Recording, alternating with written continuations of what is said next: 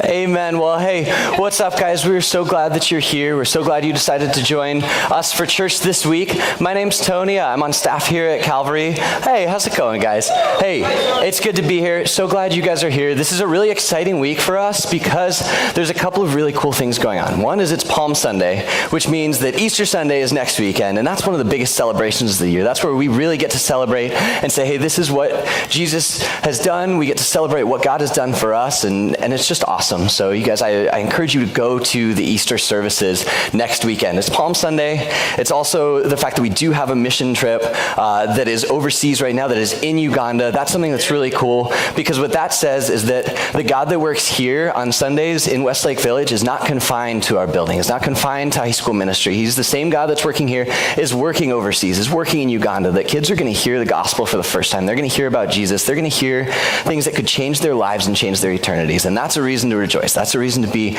just so ecstatic about what God is doing. But what else is really exciting is that this is our last week in the Revelation series. This is our last week. We've been in this book of Revelation for the past 7 weeks now. This is our 8th week in the series. And what today's where we get to read about the happy ending. Today's where we get to read about what's going to happen when Jesus comes back, when God returns, when God kind of like what happens at the end of the story. We get to look at that today, and that's something that's so exciting. That's something I'm really excited to talk about, and I think it's something that we as a church, we don't think about. I think a lot of you in here that would call yourselves Christians, maybe you don't think about what it's going to look like for eternity, like what forever is going to look like, because that's kind of a scary thing. But it shouldn't be scary, it should be encouraging, and we're going to look at that today. We're literally going to read the last page of the Bible, which that's pretty cool. But in order to get there, we need to really understand kind of why that happy ending's a thing, why things are going to end the way they are. And so what we're going to do first is go to the first page of the Bible. We're going to look at how the story starts and why there was even a need for this book of Revelation. We've been talking about this work of God to kind of bring us back, and what happens in the beginning of the Bible is God creates humans. He creates man and he creates woman, and he creates them to be with him. He created this place for them that was perfect. It was the Garden of Eden. It was this place where they could walk around. They could be with God. It was the greenest trees you've ever seen. It was grass that doesn't die because it's 110 degrees in Southern California. There wasn't anything like that. It was just perfect. Imagine the most picturesque place you've ever been. It's even so much better than that God created this place for Adam and Eve. And he said, hey, I just want to be with you. You're just going to be with me. It says that God literally walked around with them in the garden. Like, how cool would that be, just to take a walk with God? And that's what he wanted. And then what happened is Adam and Eve decided that they wanted to do things their own way. They decided that wasn't enough. And so God said there was one thing that they couldn't do, and that one thing was to eat from the tree of the knowledge of good and evil. He said, hey, there's this one thing that I don't want you to do, not because I'm trying to be mean, not because I'm trying to put limits on you, but because you don't need to, because you have everything that you need in me. Because I love you, I'm going to tell you not to do something that's going to harm you. But what they decided to do, they decided to eat from that tree. They decided to do the thing that God told them not to, and because of that, sin entered the world. Because of that, we became separated from God, because God's like, okay, I've got this plan for you, but you decided not to listen to me, and so now you're kind of going on your own direction. You're going on your own path. You're trying to do things your own way. And what God could have done after that first page of the Bible, what he could have done is he said, okay, I made these people, they screwed up, and now they're doing their own thing, and I'm just going to let them go. But what happens, that's the first page of the Bible. The rest of this book is God time after time chasing after those people. That the people that disobeyed him, God said, I want to be with you. I want you back. I want you to be with me. And he sent prophets. He sent people down to speak to his people, to speak to the people that were following him. He was saying, no, you got to change some things about your life. You got to, just come back to God, because he wants to be with you, because he wants you to be with him. He sent prophets. He sent people down to say, hey, change your ways. And the people didn't listen. That they were like, God, we're just going to do our own thing. We're content with doing our own thing. That's good enough for me. And I'm just going to keep going, and I don't really want to be with you. But God didn't give up. That's the middle.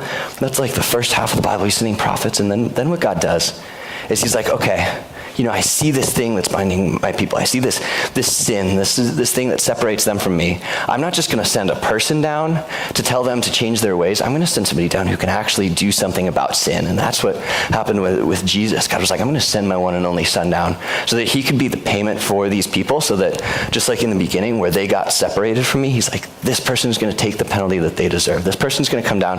They're going to be the way that these people can be with me forever again. So he sent Jesus down. That's about the middle of the Bible. That's right around here.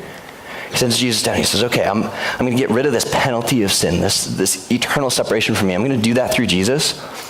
But the good news is that the Bible doesn't end there. And I think a lot of times we read this middle section, the gospel, and we're like, okay, that's it. And yes, that is the central part of our faith, that yes, the penalty of sin has been demolished by Jesus. But that's not where it ends, because God looks at us and he's like, okay, I want to be with you so badly that I'm going to make a way for you to be with me. But then he's also looking at our lives right now and he's saying, there's still sin in this world. There's still evil. You guys, I think most of you probably heard about what happened at the Oaks Mall. Maybe some of you were there, or experienced what happened. That was evil. That man that took out a gun and shot somebody, that was evil. And that is still in this world. You hear about the terrorist attacks that are going on overseas and in our country. Those things are evil. They are still here. But I think some of you, if you have some sort of brokenness in your families or in your friend groups, maybe your parents have been fighting and they've just been fighting for a long time. And you're like, I don't know how to handle this. I don't know how God could be good and these things could still be happening. And the reality is there is still sin. There still is brokenness in this world. And the good news of this book, and the good news that we're going to talk about today, is that, God, one, rescues us from that for eternity, but God, there will come a time when God takes all of those things that cause us hurt, that cause us pain, that we look at and we say either that is evil or that is so sad or that breaks my heart, that those things, there's going to be a day where that's not going to be a thing anymore. That God's going to get rid of that. There is a happy ending for you and for me, no matter how down we might get on life sometimes. That there is a happy ending, and that's something that we can rejoice in. And so once we've kind of walked through the beginning, the middle of the Bible, and now to the end, and we've seen just this story of God chasing after us, saying, hey, I love you so much that even when you're trying to run away, I'm going to chase after you. And this is kind of where God finally catches us. Where God's finally like, okay, I've got you. This is what I have for you. This is what I have for you for eternity if you choose to follow me. That's where we're going to be today. And so if you guys open your Bibles up to Revelation chapter 21, it's talking about this new place that God is preparing, what he's getting ready for us for eternity. And it starts this way. It says, then I saw, and before we even go any further, this idea of then I saw, the I is John. John is this disciple of Jesus. He's been exiled. He's writing this. This is a vision that God is showing him. That God is showing him something of the things to come. That was not a present reality where he was, but God's showing him this vision of saying, hey, this is the way that things will be someday. This is the way that things will be someday, even though they're not yet, that they're going to be this way someday. So it says, then I saw a new heaven and a new earth. For the old heaven and the old earth had disappeared, and the sea was also gone. And I saw the holy city, the new Jerusalem, coming down from God out of heaven, like a bride beautifully dressed for her husband. And I think these first couple of verses, we see something that I think a lot of us have misconceptions about. That a lot of us don't think that God is going to create some new place for us. That we think that when we die, we're going to kind of go up in the clouds and we're going to float around with God forever. And I don't know about you, but that sounds kind of boring to me. Like I don't know if I want to just go float around in clouds. Like, I've been in airplanes, I've seen clouds, like, they're not that cool. But the good news is that that's not what God has for us. That God is creating a new place. He said, then I saw the new heavens and the new earth. That there's going to be this place it's going to be a literal place for us. That God is remaking the things that we see around us, like this earth, that there will come a day when God makes a new earth, that he restores it to the way that he originally intended for it to be. That there will come a day where, all of the stuff that we look at in this world and we're like, oh, that's kind of gross. That's going to be gone. Like for me, if there's a night that I want to go look at the stars, like I grew up in just like the middle of nowhere, and so you could see the stars, and I try to see the stars in LA, and you can see them like maybe once a year after it's rained and all the smog has finally like settled on the ground, and the rest of the time you look up and you're like, is that a cloud or is that pollution? Yeah, that's from all the factories. That will not be in eternity. That's something that we won't have to deal with. Like we look at the natural disasters, we look at the things that people have done where they're cutting down the rainforest, they're destroying the beauty of God, that there will be different things that are in this world that are broken, that are not the way that God intended them to be, that those will not be a reality in eternity. That God is remaking a new heaven and a new earth, that there will be this perfect place for you and for me. And that's my first point tonight, is just that God is making everything new. He doesn't look at this earth and he's like, it's kind of good enough, so I'm just gonna, put a little Band-Aid on it, like I'm gonna fix some things but not others. Like that's not who God is.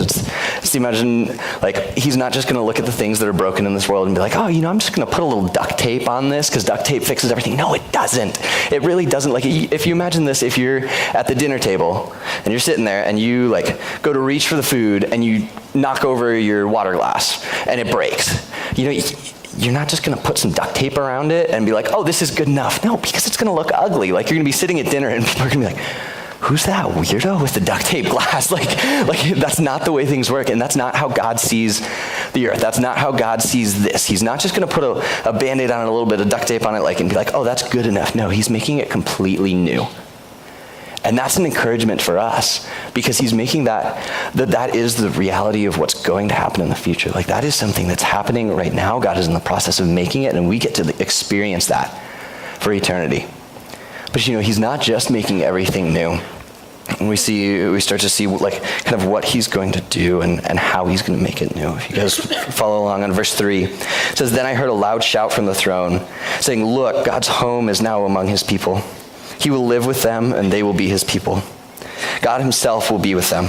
He will wipe away every tear from their eyes, and there will be no more death or sorrow or crying or pain. All these things are gone forever.'" This is one of the most encouraging verses in all of Scripture, that we look at it, we put it on coffee mugs, we put it on t-shirts, we put it on all these things. And the reason why is because that's what God is doing right now. That God is saying, hey, there will be a day that's coming where these things are going to be no more. That crying and death and sorrow, that those things aren't going to be around anymore.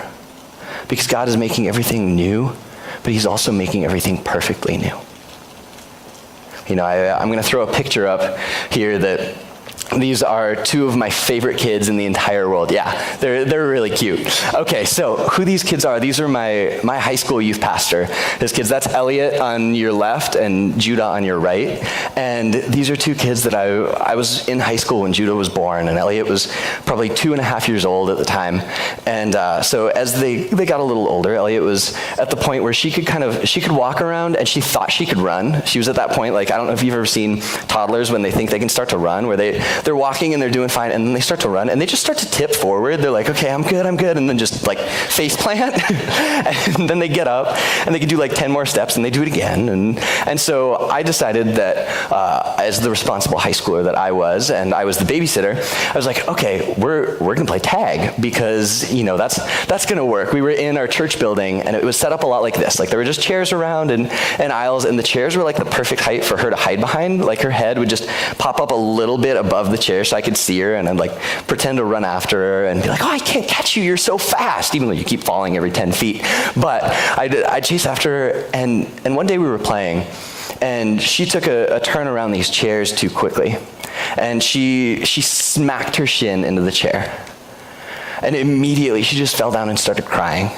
And I'm this like 16-year-old kid. I'm like, what do I do? Like, I don't know how to respond to this. But I saw this little girl, and I was like, oh, you're crying, and something's wrong. And so I like picked her up, and I just set her in a chair, and I sat down next to her, and I'm sitting there. I'm trying to think through, like, okay, what can I say? What can I do? And I think we can all agree that if I were to sit there and kind of look at her and be like, oh, that sucks, and then get up and walk away, I would be the worst person ever. I think we could all agree on that. And so I'm sitting there, and I'm trying to figure out, like, okay, what can I say to her? What can I say that that might comfort her. And she's sitting there, and I was just like, hey, it's going to be okay. That, I know you're hurting right now. I know that you have this big bruise on your shin, and it sucks. It hurts right now. But that's going to go away. That it's going to be okay. It's going to get better. Like, even though you probably can't see it right now, like, this is a traumatic thing for a little 3-year-old, and you probably can't see past this. Like, it will get better. And that's what God's trying to say in this passage to us. That he's looking at everything that we're dealing with. He's looking at you, and on those nights when you've just prayed to him and you've cried out, and you're like, God, I don't know where you are. I don't know where you are, because life has been so hard. Life has been so tough that I don't know if you're even here. I don't know if you even love me. That on the times when you've been struggling with the sin that you've been struggling with for so long, and you pray that prayer of, God, I'm never going to do that thing again. I'm never going to sleep around again. God, I'm never going to go to that party. And then you do it over and over, and you're like, God, I'm sorry. And at some point you're like, God, why won't you just release me from this? Do you even see what I'm going through? That we have this image of God that we're sitting there like that, like Elliot was, and we think that God just looks at us and is like, that sucks, and he walks away. But that's not what his word says. That is not the promise that God has for us. That here it says, he will wipe away every tear from their eyes, and there will be no more death or sorrow or crying or pain. All these things will be gone forever. What this verse is saying is that God looks at you and he looks at me, and he says, I get it. I know what you're going through. I know what you're dealing with right now, and I know that it's not fun. But I am with you, that there will come a day when it will get better. It's that idea of, you're sitting in something and we can't see past it, but God can. And he's saying, just keep going. Just keep going. Just take one more step. Just take one more step. Just keep walking faithfully with me. Because even though you can't see it right now, I am making everything new. I'm making everything perfectly new.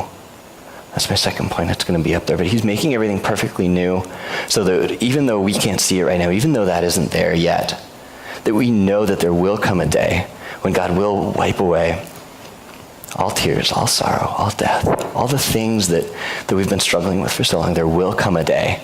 And if we just hold on to that, and we just know that God is good, and that he's working even when we can't see it, that's why we can put our trust in him.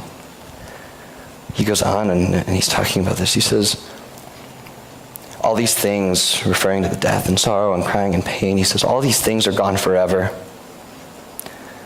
It says, and the one sitting on the throne said, look, I am making everything new. And then he said to me, write this down, for what I tell you is trustworthy and true. And I'm just going to stop there for a second. This is God making a promise. John is here, and he's having this vision of seeing how things will be. He's seeing what God is preparing for him and for you and for me. And then God is saying, write this down so you don't forget it. That's basically what this is. He's saying, this is a promise that I'm making to you. This is something that's going to happen, and I don't want you to forget it. So write it down. And thank God that he did tell John to do that, because today we get to look at that promise. Because John wrote down the promise of God, because he was like, hey, there will be days when I don't remember, but if I write this down, I'm going to be able to look back and be like, oh yeah, that's right. That's who God is. That's how he's going to get through it. And so God makes that promise to us. He says, hey, write that down. Write this down, for what I tell you is trustworthy and true. Then he also said, it is finished. I am the Alpha and the Omega, the beginning and the end. To all who are thirsty, I will give freely from the springs of the water of life. All who are victorious will inherit all these blessings, and I will be their God, and they will be my children. You see, it's just getting better and better. We're reading these verses, and these are just promises of God of saying, things will get better. Things are going to be incredible. You're going to be able to spend eternity with me, and then it gets even better. He says, all who are victorious will inherit these blessings, and I will be their God, and they will be my children. He says, but cowards, unbelievers, the corrupt, murderers, the immoral, those who practice witchcraft, idol worshippers, and all liars, their fate is in the fiery lake of burning sulfur. This is the second death. All right. So a lot of you are probably just like, oh, he said this is getting like more and more encouraging. This is getting great. Like, I'm enjoying this sermon. Like, preacher boy's telling me things that I want to hear. This is good. And then I drop this bomb on you. And I think it probably sets you on edge a little bit. Because honestly, when I read this for the first time, I was like, what in the world? Why is this an encouragement to me?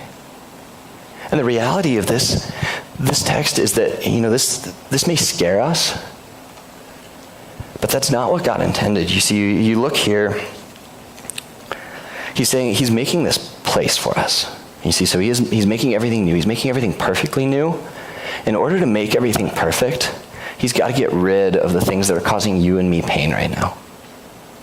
You know what this is this is actually an act of a God who loves you so much that he's looking at the things in your life that are causing you pain. He's looking at the things like when we look at the Oaks shooting, or we look at those evil things that break our hearts, that in this world that cause us pain. God looks at those and he says, I don't want you to have to deal with those for eternity. He says, I love you too much to watch you go through this torment, this anguish, all of this forever. And so what this is God is making this promise to you and to me, saying, that this world, as it is passing away, that your time here is not how it's going to be forever. And this should be encouraging to you, knowing that, you're not going to have to worry about some pickpocket in heaven. For eternity, you're not going to have to walk around with your wallet and everything in your front pockets because you're afraid someone's going to steal. You're not going to have to worry that there's somebody who's going to try to deceive you, someone who's going to try to lie to you, someone who's going to gossip about you, someone who's going to hurt you in eternity. And this promise that God is making to us is he's saying, I love you too much to watch these things happen to you in this life and allow them to keep happening for eternity. Because God's looking at you right now, and he's looking at me, and he sees us as his children. He sees us as his prized possession. And you can see that, like we were talking about, through the whole Bible. All of that is a love letter from God saying, hey, I want you back. He's saying, hey, I want you back. I want to be with you. I want you to be with me. And it breaks my heart to see all the stuff that you're going through.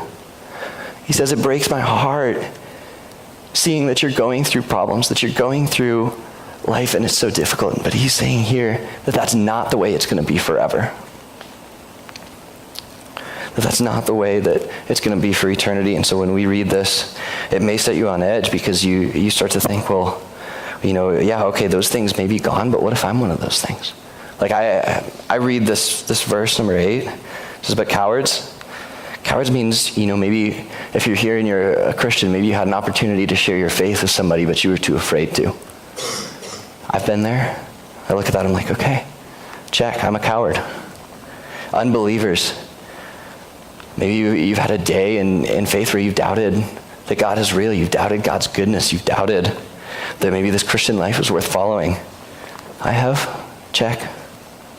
The corrupt. That idea of maybe could be as simple as being selfish. The corrupt means that you're putting me first. You're saying, I'm going to do what's best for me, not what's best for others. Again, I've been there. Check. Murderers. If that's you, come talk to me after service. There is grace, but we're going to move on.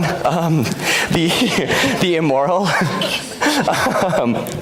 the immoral. Anybody who it says in Matthew that anyone who looks at a woman lustfully has committed adultery with her in her heart. Immorality is just again saying that you're kind of putting me first. You're saying that things are mine for the taking. Again, check. Those who practice witchcraft, what that is witchcraft at its essence is saying, there's something that's going to give me power other than God. And that, it can be Ouija boards, that can be demons, but that can also look like, you're saying, oh, popularity. If maybe I'm more popular, if I have more friends, that'll give me more power. That'll give me more influence. That'll make me feel better about myself. Idol worshipers, putting anything above God. Saying, God, I want you, I want to follow you, but, there's this other thing that looks better to me. There's this other thing that I think is going to bring me more joy than you will. Again, check. Wow, I'm really failing right now. I don't know about you guys, but I'm reading through and I'm like, wow, I suck. And all liars. Okay, so if anybody's made it through that far and got to liars, that's all of us. And if it's not, you're lying, and now you can join us. Okay, so, but this is harsh. It makes this list of saying, okay, these things are things that God is going to get rid of. These things are things that are not going to be allowed into eternity. These are the things that are not going to be in the new heaven. And maybe you're here and you're like, well, that's me. Why would God have anything to do with me? And you look at these verses and you're like, I'm a mess. I'm all of these things, but I want to point you back to the verse right before this, because what God is doing is he's getting rid of the things that are not of him. He's getting rid of these things because he's not going to let them be a part of the reality of his people in heaven. But when you go back a verse, he says, to all who are thirsty, I will give freely from the springs of the water of life. All who are victorious will inherit these blessings, and I will be their God, and they will be my children. You see, right now, if you're feeling condemned because of these other things that I just talked about, what I would say is you're missing this middle part of the Bible. You're missing this part that is Jesus, where God saw the sin. He saw the brokenness in this world. He saw your mess. He saw all the worst things that you've ever done. He saw the worst things that I've ever done. And he looked at us. He said, I want you so badly that I'm going to make a way for you to be with me forever, even though you've done these things, even though you've messed up, even though you're probably most of these things on that list. Even though you've done those things, I still want to be with you. And that's why he sent Jesus. And he sent Jesus down to be that sacrifice for us, so that when he says all who are thirsty, that's all the people who want to be with God. That's all the people who have put their faith in Jesus, all the people who would call themselves Christians, who would say, God, my life is not mine, my life is yours, because I realized that you loved me enough to chase after me. And you got me, God, and now I want to be with you forever. And so when we read it in that context, that's an encouragement for us. That you see that instead of feeling condemnation because of these claims that he's making, saying, these people have no place in heaven, these things have no place in heaven, we can read that as an encouragement to say, yeah, I might be all of those things, but Jesus came and died for me, and now I get to be with God, and I don't have to worry about those things. You see, then he goes on, and it gets encouraging again, I promise. Okay, so we're through verse 8. He's talking about those things that have no place in heaven. And that idea that God is making everything new for us. That is my third point up here, where he's making everything perfectly new, and he's making things new for you and for me. And that should be an encouragement to us to say, yeah, there is going to be a forever where things are great, where we don't have to worry about the things that we're worrying about in this life. But then he goes on to say, then one of the 7 angels who held the 7 bowls containing the 7 last plagues came and said to me, come with me. I will show you the bride, the wife of the Lamb. Now, you all are in high school, and so I'm not expecting there are many brides in the room. I think that's just, we kind of read that metaphor, and it's like, well, I'm not married. I don't really know. That's I don't know why that's there. And that's the second time the word bride is used in this passage, and that's actually a metaphor that's used throughout the whole Bible. That the bride of the Lamb, the bride of Christ is the church. It is you and it is me. It's those of us who call ourselves Christians that we're referred to as the bride of Christ. And that metaphor is something that it's basically just saying, that Jesus has made this promise to us. Say, hey, I'm going to be with you forever. Because what happens when someone proposes? A guy gets down on one knee and he's like, hey, will you be with me for the rest of your life? He gets down on one knee, he looks at his bride-to-be, he says, hey, will you be with me for the rest of your life? And that's what Jesus offers us. That's the question that God offers us, is he's gotten there. He's like, hey, will you be with me for the rest of your life? And when we say yes, then all of a sudden we become the bride of Christ. We become this people that Jesus promises, hey, no matter what happens, no matter what you go through, no matter what you've done, no matter what you do, I promise that I'm going to be with you. I promise that I'm never going to leave you. I promise I'm never going to forsake you, no matter how many times you screw up in the future, no matter what's happened to you in the past, that there is nothing that's going to separate you from me. And I think the best picture of this that I have, I'm going to put up another picture here, that these are my parents. That this is my mom and my dad, and they're two of the best people that I know. Like my mom, she, after college, moved out to Colorado. She was a raft guide, and so I didn't know this until a few years ago, but I saw pictures of her, and she's 5'4", 100 pounds, but there were pictures of her in her raft, and she had bigger muscles than I will ever have. I was like, you're 5'4". Bro, do you lift? I'm looking at her she's a stud. And then my dad, he was a stud too. He played hockey in college. He was this big dude. You could see, you probably wouldn't want to cross him in the street. I love my dad because he is It's like he's a stud. He's awesome. And so these are my parents.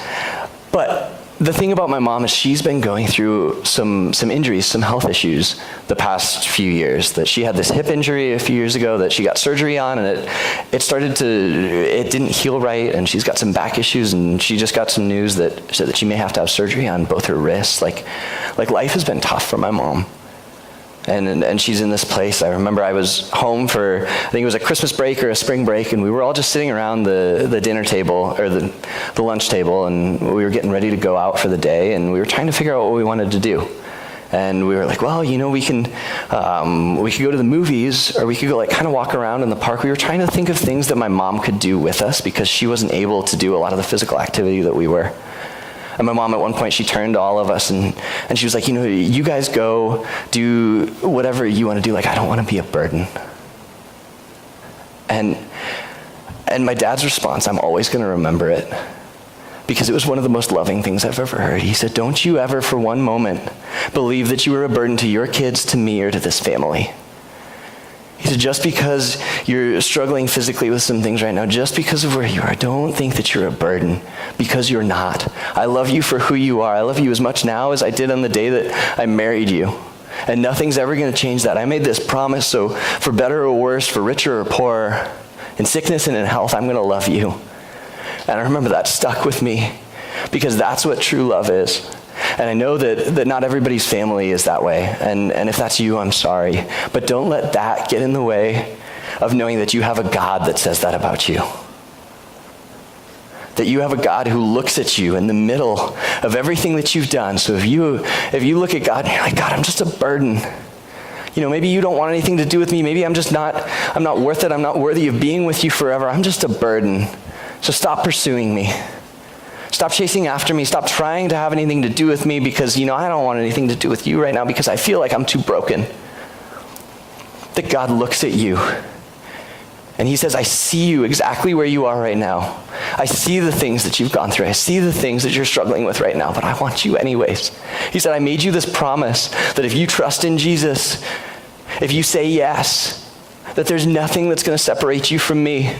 And so even on your worst days, even on the days that you're really struggling, God is saying you're still worth it.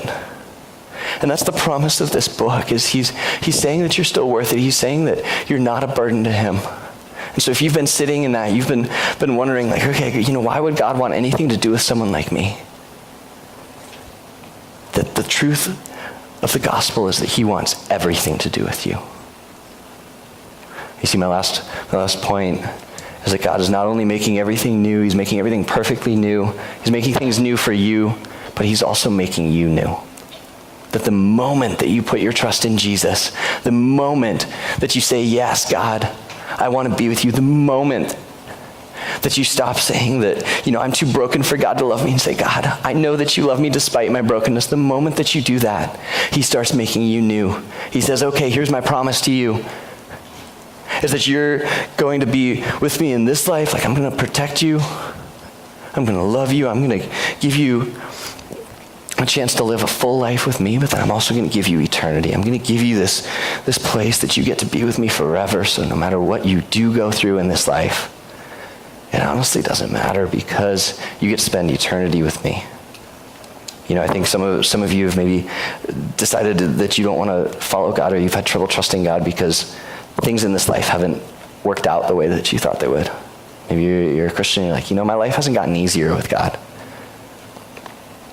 And what I would say is that if God was so concerned about our 80, 90 years here, if we were lucky, then we serve a pretty weak God if that's all he cares about. Because God looks at our time here, but then he looks at the scope of eternity, and he says, no matter what happens here, that you're going to be with me forever, and I've done everything to get you there. And so as the band makes their way back up, I just want to close with that question of, have you said yes? Have you said yes to Jesus? That maybe you're here and you feel like you're not worthy. Maybe you're here and you've been wondering for so long, maybe I don't want to put my faith in Jesus because that's scary and I don't know how it's going to end. I don't know how my life is going to look different if I put my faith in Jesus, and that scares me. But if you're asking that right now, The good news of the gospel is we know exactly how it ends. That this is the last page of the Bible. And the way that it ends is that God is with his people forever, that God is with you forever, he's with me forever, and he offers us that. He offers us that reality of saying, you can be with me despite everything you've done. He gives you that choice, and so for everybody in the room right now, I just want to give us an opportunity to respond. And so if everybody would just bow your heads and close your eyes with me. I just wonder if there's somebody here right now who's been struggling with the idea of God, of God's plan for you, of God's, just his chasing after you. You're like, I don't know if God is there. I don't know how it's going to end, and I don't know if I want to put my faith in Jesus. I don't know what the future holds, and that scares me, and so I don't want to put I haven't put my faith in God because of that. And I just wonder if the encouragement today for some of you is that God is there.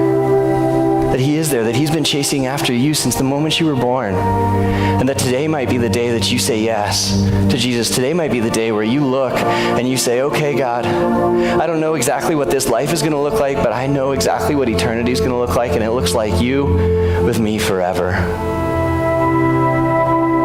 And maybe today is that day for some of you. So if that's you, and you've never put your faith in Jesus, and today's that day that you want to say yes, just put your hand up. Everybody's eyes are closed.